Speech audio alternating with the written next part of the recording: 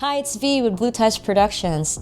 Thanks for continuing to support our channel, whether you've been subscribed to us or if this is your first time joining us. We really appreciate your support. I wanted to provide some updates as it relates to my recent conversations with the DJI Support team related to my DJI Action 5 Pro camera issues. And then maybe toward the end of this video, I'll give a quick personal update on the future of our channel, which is not much because it's pretty fluid, but I figured I'll share a statement or two about it. So recently I purchased the DJI Action 5 Pro, and I chose this specific action camera model for two reasons. One, I was gifted the DJI Osmo Pocket 3 and was super impressed by it. However, because of its electronic components and its gimbal, it's not weather resistant. And so I needed something that was more for on the go, that can take a lot more wear and tear, maybe slight physical abuse if it happens, because I'm pretty rough with my stuff. And also something with a weather resistant rating. The second reason is I needed to replace my GoPro Hero 9. If you've seen our channel before and have followed our Star Wars Galactic Star Cruiser playlist, most of the POV shots from the Star Cruiser videos were taken using my GoPro Hero 9. And no surprise, it definitely struggled indoors with extremely poor lighting conditions. Recording our trips using the GoPro Hero 9 with various lighting conditions, I just never really got good in knowing which settings to use, and just the learning curve with the GoPro Hero 9 wasn't the point and shoot experience that I was looking for, and I've been struggling with it ever since. So I needed something to replace the GoPro Hero 9. There are a lot of YouTubers and influencers who've provided reviews on the DJI Action 5 Pro, comparing Action 4, comparing GoPro Hero 13, comparing Insta360 Ace Pro 2, all of those other action cameras, and I wanted to stay in the ecosystem with the most updated gear. So that's the reason why I bought it. Unfortunately, I did run into some issues, and there were two major issues that I couldn't resolve without DJI Support help. The first was that to mitigate the reviews about this over HDR look using the normal color profile, I started playing around with the Action 5 Pro settings using D-Log-M 10-bit. And if you haven't seen the videos that I've posted previously, I'll put them somewhere here. But whenever I was recording using D-Log-M 10-bit, there was this shifting vignette, pulsating exposure, or what it looks like to be like a flashlight kind of going around in the field of view. It's always present even when you make color adjustments or use the color recovery process in the DJI Mimo app. And it was just really annoying to have to deal with every time you record in D-Log-M 10-bit. So I started opening a case with DJI Support team. It took 3-4 weeks of a lot of back and forth, sending them videos, sending different settings, recording, re-recording, maybe even considering what my accessories were, because I'll admit, I wasn't using tripods or monopods that were necessarily by DJI, even though I had them.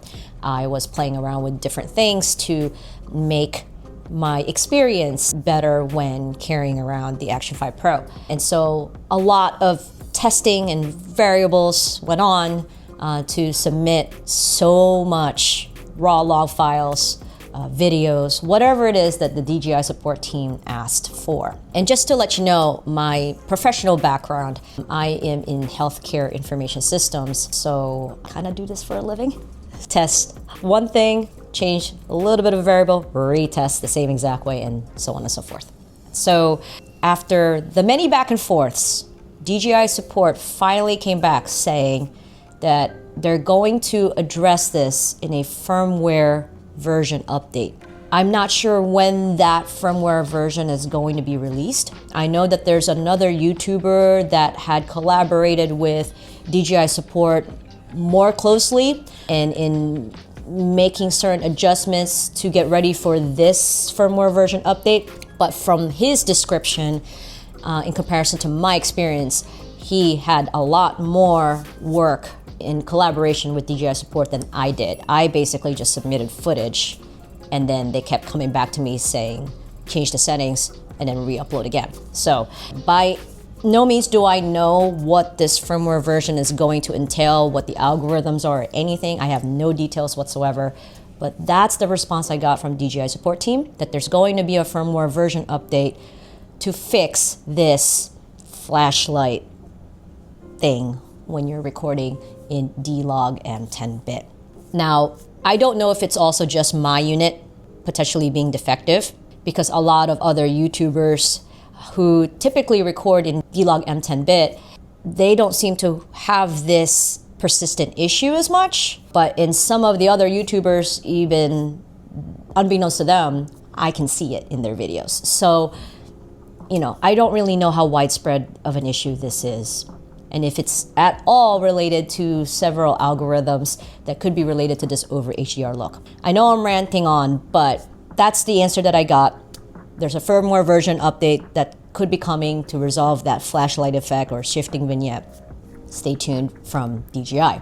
The second issue that I encountered was the same thing that a lot of other YouTubers have been reporting on, is this USB door that seems to not be as water resistant as they claim to be. And I will try to insert a video of mine, the original door that came with my unit, that I submitted to DJI Support. And I've asked them for a replacement cover for that USB door. And so I received it today. I have tested it, submersion water and everything. And I'm actually going to show you why all of my stuff is open, okay? Because I'm trying to air it out after submerging into water and stuff. Just to show you, this is the battery door, okay? And if I try to just shimmy it away from the button that opens it, it's not moving at all, right? Okay? And then in order to open it, you have to press that button and then push up. So that's the battery door. Never had an issue with that on my unit. This is the original.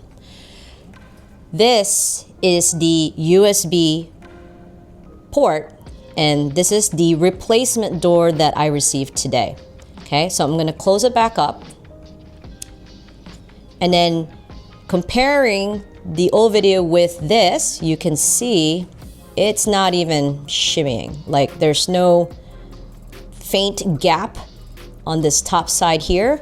And again, I'm not actively or forcefully pressing down on this to try to open this door, but mine was definitely shimmying up and down, and there was kind of a faint opening, very small, but enough for me to be concerned that it's not fully waterproof. So definitely had a defective door with the USB cover, got a replacement.